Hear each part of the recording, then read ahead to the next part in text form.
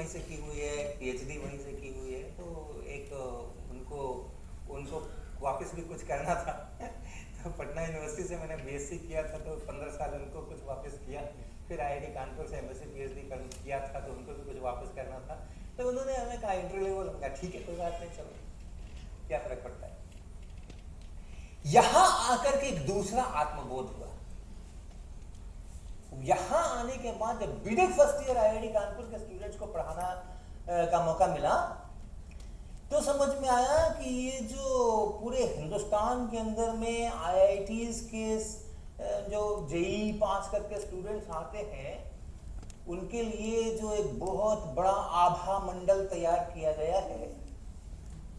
जो भी JEE पास करके जिनका IIT में एडमिशन हो जाता है, रिजल्ट निकलने के बाद तो वो अखबारों में उनके फोटोज निकलते हैं, और कहीं कहीं पर अच्छा रैंक्स वगैरह जिनके आ जाते हैं, तो फिर वो बड़े होर्डिंग्स लगते हैं शहर के अंदर में, और हमारे कोचिंग इंस्टीट्यूट का स्टूडेंट है, ये हमारे कोचिंग इंस्टीट्यूट का स्टूडेंट है, प्रचार होता है।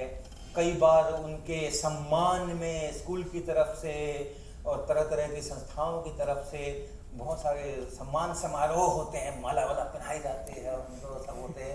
रिश्तेदारों के अंदर में बड़ी गरिमा से कहा जाता है कि ये इसने IIT के अंदर में इसको प्रवेश मिला है, इसने IIT का एग्जाम पास किया है, वगैरह आप भी बैठ जाते ना कहीं पे। यहाँ आने के बाद पता चला कि ये तो ढोल में बहुत बोल है।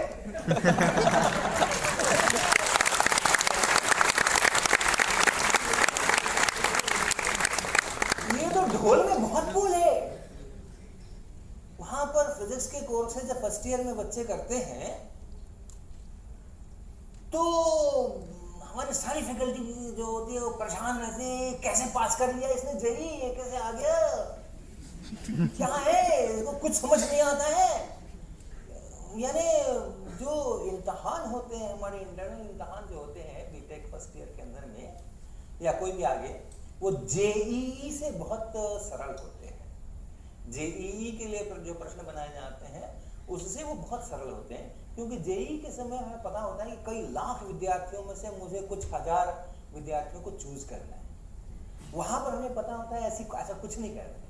मेरे पास जो 300 स्टूडेंट बैठे हैं या 500 स्टूडेंट बैठे हैं, 400 स्टूडेंट बैठे हैं, मुझे केवल इन्हीं को इवैल्यूएट करना है, और इसमें से भी कोई ऐसा सिलेक्शन का चक्कर नहीं है, इनको एक ग्रेडिंग करना है केवल।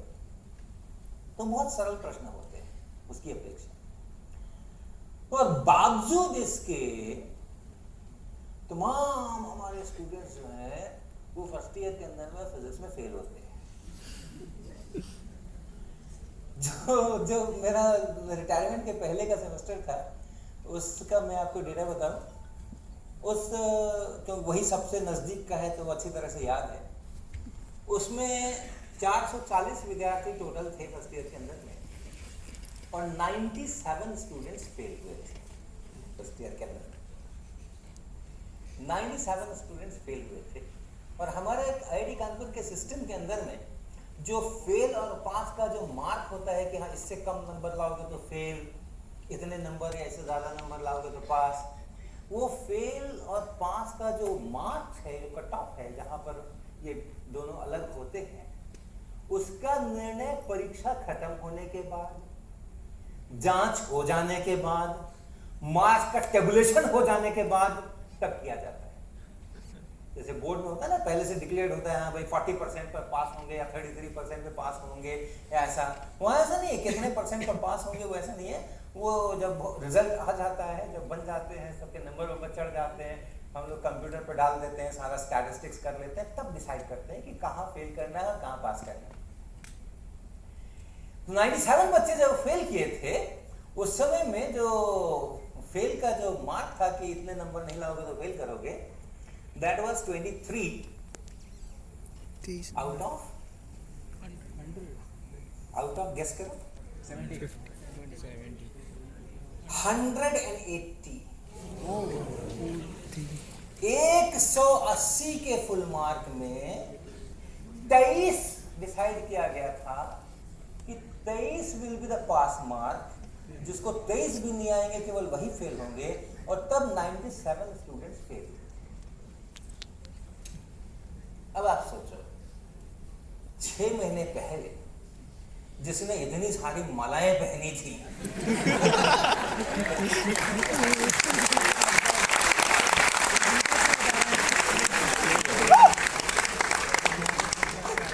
छह महीने बाद उसको एक कार्ड छपाया जा रहा है जिसके अंदर उसको बताया जाएगा कि तुम्हें 23 नंबर भी नहीं आए, पूरे 180 नंबर मिला करके।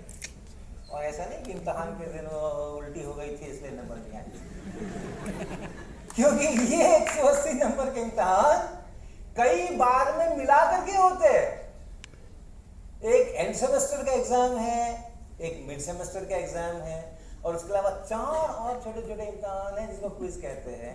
6 इम्तहान 4 महीने के सेमेस्टर में बटे हुए इस तरीके से करके वो 180 नंबर बने थे, और उसके अंदर में 97 स्टूडेंट्स जो हैं वो ऐसे निकले। और उस बैच में एक गर्ल स्टूडेंट थी, कल्पना नाम की, आंध्र प्रदेश की। वो फिजिक्स के कोर्स में 6ठी बार अपीयर हो रही थी। फिजिक्स के उस फर्स्ट ईयर के कोर्स में वो 6ठी बार अपीयर हो रही थी, 5 बार फेल हो चुकी थी, और 6ठी बार में उसमें अपीयर हो रही थी। और इम्तहान के 13-14 दिन पहले रोती बिलखती मेरे ऑफिस में आ गई कि ये मेरा इतिहास है, मैं क्या करूं, इसी के चक्कर में मेरा सर्टिफिकेट रुका हुआ। 4 साल के कोर्स को ऑलरेडी 6 साल 6.5 साल हो चुके हैं। बाकी सब तो मैंने क्लियर कर लिया, फेल तो बहुत चीज़ों में हुई थी, लेकिन बाकी सब तो वो क्या बैक पेपर दे करके सब क्लियर कर डाला। लेकिन ये क्लियर नहीं हो रहा है, 5 बार हो गया, ये 6ठी बार है, इसी के चक्कर में सर्टिफिकेट रुका गया। तो खैर वो एक बहुत लंबी कहानी है कि उसके साथ मैंने क्या किया। लेकिन वो पास हुई, 6ठी बार में वो पास हुई।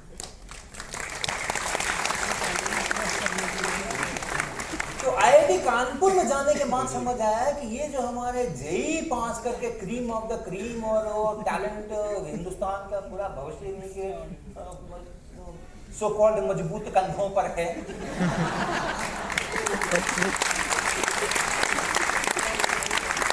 केवल कंधे ही मजबूत है, कंधों के ऊपर वाला मजबूत नहीं है।